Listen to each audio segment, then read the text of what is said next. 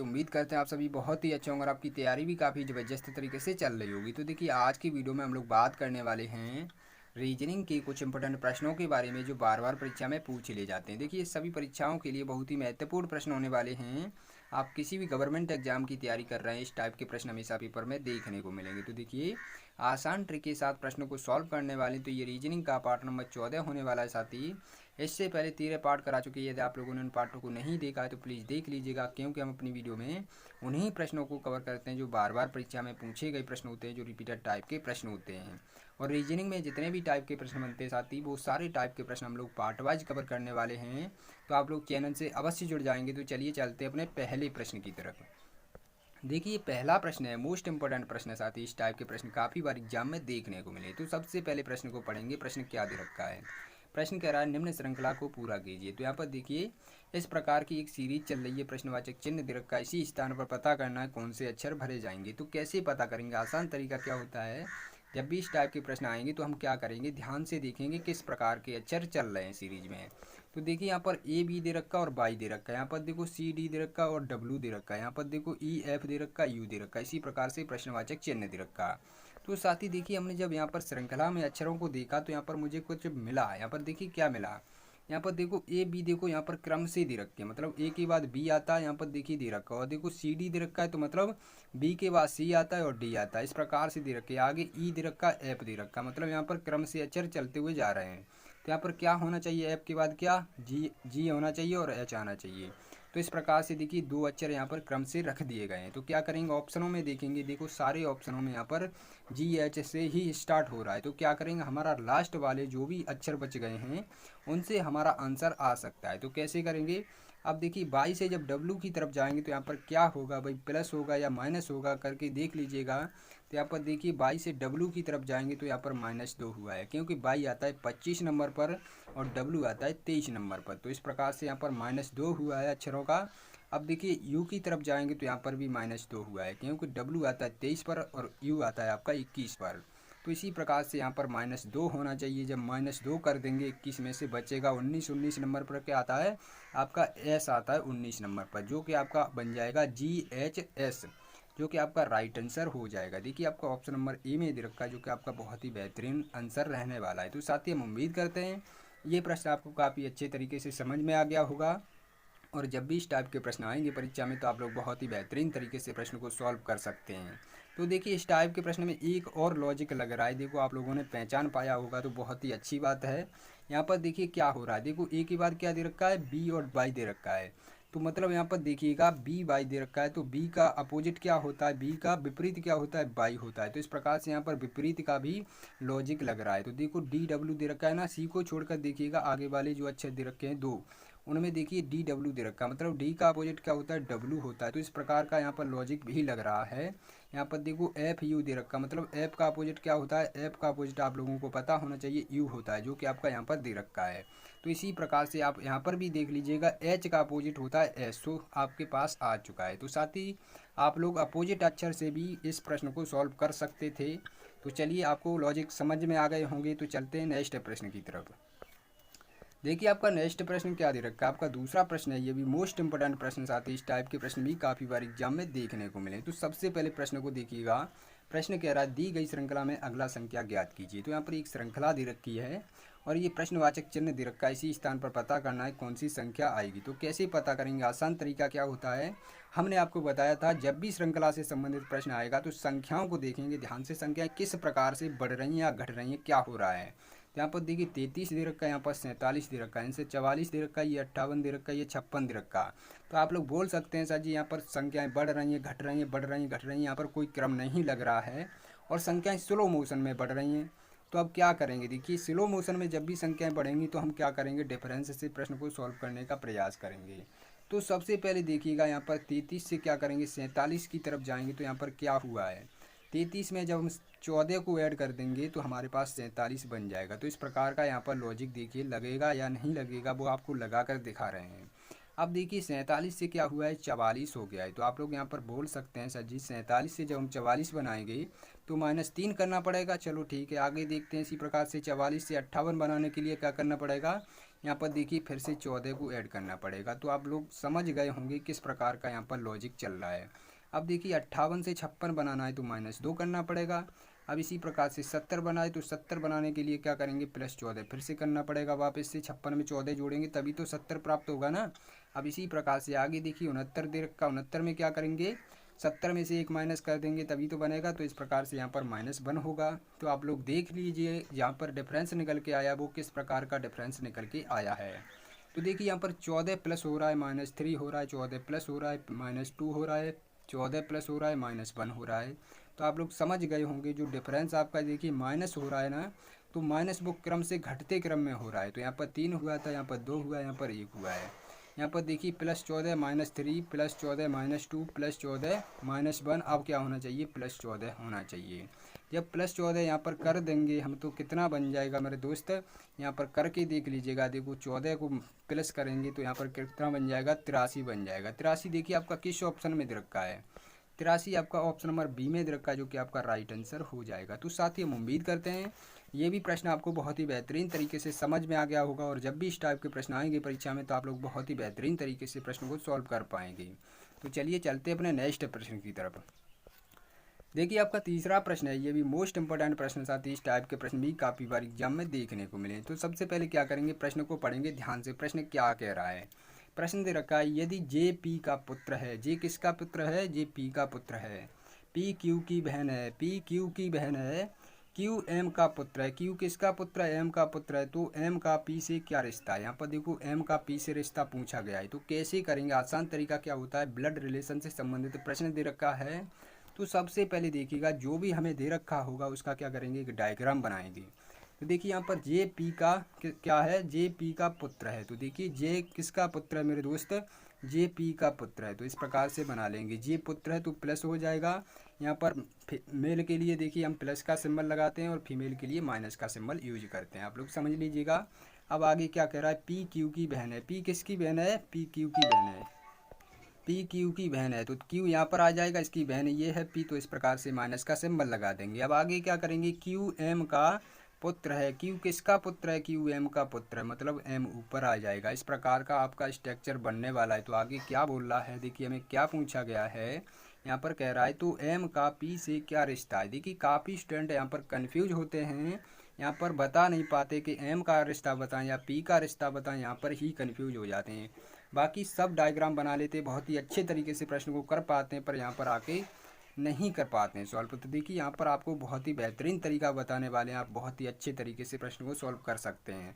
यहाँ पर बोल रहा है एम का पी से क्या रिश्ता है। तो देखिए एम यहाँ पर बैठा है, पी यहाँ पर बैठा है, तो बताइए इनका किसका रिश्ता पूछा गया, एम का पूछा गया है, पी से क्या रिश्ता है।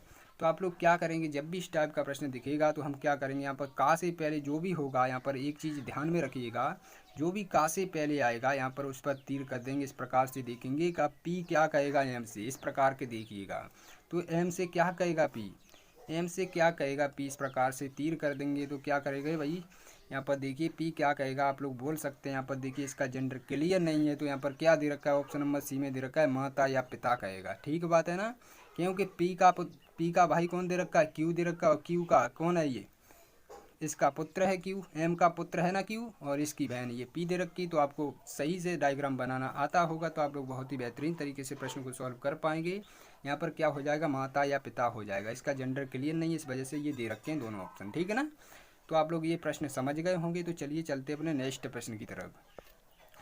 देखिए आपका चौथा प्रश्न है, ये भी मोस्ट इंपॉर्टेंट प्रश्न, साथ ही इस टाइप के प्रश्न भी काफ़ी बार एग्जाम में देखने को मिले। तो प्रश्न को पढ़िए, प्रश्न क्या कह रहा है। प्रश्न दे रखा है, दिए गए विकल्पों में से उस शब्द का चयन कीजिए जिसे दिए गए शब्दों के अक्षरों के उपयोग से निर्मित नहीं किया जा सकता। देखो यहाँ पर मना कर रहा है, यहाँ पर मना कर रहा है, नहीं किया जा सकता, उसे छांटना है। तो यहाँ पर देखिए कौन सा दे रखा है शब्द, यहाँ पर रेस्पिरेशन दे रखा है। तो इसमें से देखिएगा आपके कौन से विकल्प में ऐसा अक्षर छुपा बैठा है जो कि इसमें नहीं होना चाहिए। तो सबसे पहले क्या करेंगे, सबसे पहले विकल्पों में चेक करेंगे, विकल्पों में ऐसा कौन सा अक्षर बैठा हुआ है जो हमारा इसमें नहीं है, रेस्पिरेशन में नहीं होना चाहिए। तो कैसे करेंगे, यहाँ पर आप लोग देखिए सरसरी निगाह से देखिएगा विकल्पों को, चारों विकल्पों को देखिए ऐसा कौन सा अक्षर बैठा हुआ है जो कि हमारा इसमें नहीं है। तो कैसे देखिए, यहाँ पर आपको डी दिख रहा होगा, डी अकेला ऐसा है जो रेस्पिरेशन में नहीं दे रखा है। तो आप लोग समझ गए होंगे साथ ही जो भी इसमें अक्षर नहीं दे रखा है वो अक्षर हमारा यहाँ में दे रखा है तो हमारा राइट आंसर हो जाएगा। देखो यहाँ पर क्या कह रहा था, इससे निर्मित नहीं हो सकता, मतलब नहीं किया जा सकता। तो आपका एक ही जो ऑप्शन नंबर डी है वो इससे निर्मित नहीं किया जा सकता, क्योंकि इसमें डी नहीं दे रखा है। ठीक है ना, तो आपका राइट आंसर क्या हो जाएगा, ऑप्शन नंबर डी आपका राइट आंसर हो जाएगा। तो साथ ही हम उम्मीद करते हैं ये भी प्रश्न आपको काफ़ी बेहतरीन तरीके से समझ में आ गया होगा। तो चलिए चलते अपने नेक्स्ट प्रश्न की तरफ। देखिए आपका 5वां प्रश्न है, ये भी मोस्ट इंपॉर्टेंट प्रश्न साथी। इस टाइप के प्रश्न भी काफ़ी बार एग्जाम में देखने को मिले। तो प्रश्न को देखिए, यहाँ पर प्रश्न कह रहा है दिए गए शब्दों के सही बयानारी ज्ञात कीजिए। तो यहाँ पर देखिए दे रखा है मिनट दे रखा है, दिन दे रखा है, महीना दे रखा है। इनका क्या किया जाता है, आपस में संबंध देखना होता है, एक दूसरे से किस प्रकार से संबंधित हैं उसी आधार पर हमें सर्कल को टिक करना होता है। क्योंकि परीक्षा में हमें जो भी सर्कल मिलेगा वो बना बनाया मिलेगा, बस आपको टिक मारना है। तो कैसे करेंगे, यहाँ पर सर्कल को भी पहचानना होता है। तो कैसे पहचान सकते हैं, आपको आसान तरीका बता रहे हैं। सबसे पहले देखिएगा मिनट क्या होता है, दिन क्या होता है, महीना क्या होता है। तो क्या मिनट का संबंध दिन से होता है, हाँ जी होता है। मिनट से मिलकर घंटा बनता, घंटे से ही तो दिन बनता है। तो आप लोग यहाँ समझ गए होंगे कि मिनट का संबंध दिन से होता है। अब क्या दिन का संबंध महीने से होता है ना, दिन से ही तो सप्ताह बनता है और सप्ताह से महीना बनता है। तो इस प्रकार से ये एक दूसरे से आपस में संबंधित दे रखे हैं। तो आप लोग क्या करेंगे, सबसे पहले क्या करेंगे, महीने का एक बड़ा सर्किल बनाएंगे। इस प्रकार से देखिए सर्किल से आपको समझाते हैं। यहाँ पर महीने का सर्किल बना लिया, उसके बाद क्या करेंगे, दिन का सर्किल बनाएंगे। अब दिन के अंतर्गत क्या आ जाएगा, मिनट आ जाएगा। तो इस प्रकार से आपका सर्किल बनेगा, जो कि आपका ऑप्शन नंबर डी में दे रखा है, जो कि आपका राइट आंसर हो जाएगा। तो साथ ही हम उम्मीद करते हैं ये भी प्रश्न आपको बहुत ही बेहतरीन तरीके से समझ में आ गया होगा। और जब भी इस टाइप के प्रश्न पूछे जाएंगे परीक्षा में तो आप लोग बहुत ही बेहतरीन तरीके से प्रश्न को सॉल्व कर सकते हैं। तो चलिए चलते हैं नेक्स्ट प्रश्न की तरफ। देखिए आपका नेक्स्ट प्रश्न के दे रखा है मोस्ट इंपोर्टेंट प्रश्न। साथ ही इस टाइप के प्रश्न काफ़ी बार एग्जाम में देखने को मिले। तो सबसे पहले देखिएगा, यहाँ पर कह रहा है दी गई आकृति में लुप्त संख्या ज्ञात कीजिए। यहाँ पर 3 आकृति दे रखी है इस प्रकार की, ये प्रश्नवाचक चिन्ह दे रखा है। इसी स्थान पर पता करना है कौन सी संख्या भरी जाएगी। तो कैसे पता करेंगे, आसान तरीका क्या होता है, सबसे पहले देख लीजिएगा कि ये देखो बीच में दे रखा है ना, इस बॉक्स के अंदर प्रश्नवाचक चिन्ह दे रखा है। तो इस बॉक्स के अंदर देखेंगे ये 24 कैसे लाया गया है, यहाँ पर 65 कैसे लाया गया है, उसी आधार पर हम यहाँ पर प्रश्न को सॉल्व कर सकते हैं, यहाँ पर संख्या को ला सकते हैं। तो कैसे करेंगे, ये तो आपको पता चल चुका है कि इन तीनों बाहर वाली संख्याओं का इनका कुछ करके यहाँ पर बीच में 65 लाया गया होगा। क्योंकि यहाँ पर देखिए ये तीनों संख्याएं दे रखी हैं, परंतु यहाँ पर बॉक्स वाली संख्या नहीं दे रखी है। तो कैसे करेंगे, यहाँ पर आसान तरीका क्या होता है, सबसे पहले देखिए क्या ऐड करने पर हमारा 65 बन सकता है, नहीं बन सकता है। तो देखिए ऐड करने पर हमारा 65 नहीं बन सकता। देखिए जब 9 में हम देखिए हम 7 को ऐड करेंगे तो हमारे पास 16 हो जाएगा, और 16 में 8 को ऐड करेंगे तो हमारे पास 24 हो जाएगा। 24 से हम किसी प्रकार से 65 नहीं बना सकते। तो हम क्या करेंगे, जब भी इस टाइप का लॉजिक नहीं लगेगा तो हम सबसे पहले यहाँ पर करेंगे गुणा। तो देखिए यहाँ पर गुणा करके देखते हैं। तो संख्याओं का आपस में गुणा करके देखते, देखिए 8 का 7 में गुणा करेंगे तो कितना हो जाएगा, 8 सत्ते 56 होता है। तो इस प्रकार से यहाँ पर 56 आ गया। अब देखिए हम 65 के तकरीबन करीब ही पहुँच चुके हैं। तो क्या करेंगे, यहाँ पर 9 को ऐड करके देखते हैं क्या हमारा 65 बन सकता है। तो आप लोग 9 को जब ऐड करेंगे यहाँ पर तो कितना बन जाएगा, हमारे पास 65 बन जाएगा, जो कि आपका यहाँ पर बीच में दे रखा है। तो आप लोग समझ गए होंगे यहाँ पर क्या हो रहा है, यहाँ पर इन दोनों संख्याओं का नीचे वाली का गुणा हो रहा है, ऊपर वाली को ऐड कर रहा है, इस प्रकार से चल रहा है। तो आगे देखेंगे यदि हमारा इसमें इसी प्रकार से सॉल्व हो जाता है तो हमारा यहाँ पर आंसर आ सकता है। तो कैसे करेंगे यहाँ पर, तो देखिए इसी प्रकार से यहाँ पर भी गुणा करेंगे। जब 9 का गुणा हम 2 में करेंगे, 9 दूना के कितना हो जाएगा, 18 हो जाएगा। अब 18 में क्या करेंगे, ऊपर वाली संख्या को प्लस कर देंगे।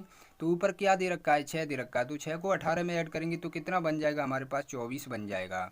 24 देखिए यहाँ पर दे रखा है। तो अब आपको पता चल चुका है, इसी प्रकार का यहाँ पर लॉजिक लग रहा है। तो क्या करेंगे, इन दोनों नीचे वाली संख्याओं का गुणा कर देंगे। 8 तिया कितना होता है, 24 होता है। अब देखिए यहाँ पर 24 आ चुका है, क्या करेंगे, ऊपर वाली संख्या को ऐड कर देंगे। जब हम 2 को ऐड करेंगे 24 में तो हमारे पास कितना बन जाएगा, हमारे पास 26 बन जाएगा।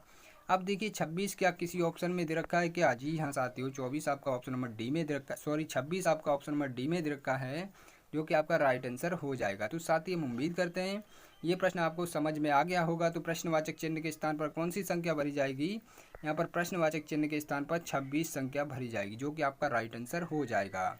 तो चलिए चलते आज के नेक्स्ट प्रश्न की तरफ। देखिए आपका नेक्स्ट प्रश्न क्या होने वाला है, ये भी काफ़ी बेहतरीन टाइप का प्रश्न। साथ ही इस टाइप के प्रश्न भी काफ़ी बार एग्जाम में देखने को मिले हैं। तो प्रश्न को पढ़िएगा, प्रश्न क्या कह रहा है। प्रश्न कह रहा है दिए गए प्रश्न में संबंधित संख्या ज्ञात कीजिए। तो यहाँ पर देखिए जिस प्रकार से 16 का संबंध या 64 से दे रखा उसी प्रकार से हमें ज्ञात करना होता है कि इस वाली संख्या कौन सी दे रखी, 25 दे रखी। 25 का संबंध प्रश्नवाचक चिन्ह के स्थान पर हम कैसे संख्या को ला सकते हैं। तो कैसे करेंगे, यहाँ पर देखिए जो इस प्रकार से यहाँ पर लगेगा लॉजिक वही इस तरफ लॉजिक लगेगा। तो देखिए यहाँ पर कैसे लगेगा लॉजिक आप लोगों को बता दें। जब भी इस टाइप का प्रश्न दे रखा होगा आप संख्याओं को देखेंगे, संख्याएं देखिए किसी न किसी संख्या का स्क्वायर दे रखी हैं। तो आप लोग क्या करेंगे, जब भी संख्या स्क्वायर दे रखी होंगी तो हम उस संख्या का स्क्वायर कर लेंगे। देखिए 16 आपका किसका स्क्वायर होता है, 16 होता है आपका 4 का स्क्वायर। तो देखिए 4 का स्क्वायर जब हम करेंगे तो हमारे पास 16 ही निकलने वाला है। तो इसी प्रकार से देखिए ये किसी संख्या का स्क्वायर है या क्यू है। तो देखिए आप लोग कह सकते हैं ये 8 का स्क्वायर है। तो इस प्रकार से देखिए यहाँ पर 8 का स्क्वायर दे रखा है, 8 का स्क्वायर 64 होता है। तो उसी आधार पर देखिए यहाँ पर 25 किसका स्क्वायर है, 25 आपका 5 का स्क्वायर होता है। तो देखिए 5 का स्क्वायर जब यहाँ पर दे रखा है तो देखिए यहाँ पर भी किसी का स्क्वायर ही आएगा। तो देखिए यहाँ पर किसका स्क्वायर आएगा, जब 4 का स्क्वायर यहाँ पर था तो यहाँ पर 8 का स्क्वायर, मतलब इसका डबल कर दिया गया। मतलब 5 का डबल करेंगे तो कितना 10 हो जाएगा। अब देखिए 10 का स्क्वायर कहीं दे रखा है, 10 का स्क्वायर होता है 100। देखिए 100 किसी संख्या किसी ऑप्शन में दे रखा है क्या, नहीं दे रखा है। तो हमारा प्रश्न इस प्रकार से भी सॉल्व नहीं हो सकता मेरे दोस्त। अब प्रश्न कैसे सॉल्व करेंगे, आसान तरीका क्या होता है, देखिए किस प्रकार का इसमें लॉजिक लगने वाला है ये भी आपको बता दें। यदि यहाँ पर किसी ऑप्शन में 100 दे रखा होता तो प्रश्न हमारा इसी प्रकार से सॉल्व हो जाता। तो अब क्या करेंगे, इसी प्रकार से देखिए ये तो 4 का स्क्वायर है, ये तो पक्की पता है यहाँ पर 4 का स्क्वायर होने वाला है। अब देखिए 4 का क्यूब भी तो होता है 64, तो 4 का क्यूब यहाँ पर कर देंगे तो 64 बन जाएगा। अब इसी आधार पर ये 5 का स्क्वायर दे रखा है, तो इसी आधार पर देखिए यहाँ पर क्या होना चाहिए, 5 का क्यूब करके देखते हैं क्या हमारा किसी ऑप्शन में दे रखा है। 5 का क्यूब कितना होता है, 125 होता है। 125 देखिए किसी ऑप्शन में दे रखा है क्या, 125 आपका ऑप्शन नंबर सी में दे रखा है, जो कि आपका राइट आंसर हो जाएगा। देखिए इस प्रकार से भी प्रश्न पूछ लिए जाते हैं। तो आप लोग स्क्वायर और क्यूब याद कर लीजिएगा, क्योंकि इस टाइप के प्रश्नों में बहुत ही महत्वपूर्ण भूमिका निभाते हैं। यदि आपको स्क्वायर और क्यूब पता है तो प्रश्न आप लोग सेकंडों में सॉल्व कर सकते हैं। तो चलिए चलते हैं आज के टेस्ट के प्रश्न। उम्मीद करते हैं आज के प्रश्न काफ़ी अच्छे तरीके से आप लोगों को समझ में आ गए होंगे। तो देखिए आज के टेस्ट के प्रश्नों की तरफ देखिए, आज के टेस्ट के प्रश्न भी मोस्ट इंपॉर्टेंट प्रश्न होने वाले साथी। और इस टाइप के प्रश्न हम आपको करा चुके होते हैं, तभी इस टाइप के प्रश्न हम आपके लिए टेस्ट के लिए रखते हैं। और जिन साथियों का इनका जवाब नहीं पता है प्लीज़ मेरे साथी क्या करेंगे, वीडियो का पार्ट नंबर 13 देख लेंगे। मैं बहुत ही बेहतरीन तरीके से प्रश्न को समझाएं साथी। तो चलिए देखिए इसके जवाब दीजिएगा कमेंट में। और अभी तक वीडियो को लाइक नहीं किया है तो वीडियो को लाइक कीजिएगा, चैनल को सब्सक्राइब कर लीजिएगा, घंटे वाले बटन को दबा कर रखिए ताकि आपके पास वीडियो की नोटिफिकेशन आती रहे। मिलते हैं नई वीडियो के साथ, तब तक के लिए जय हिंद जय भारत।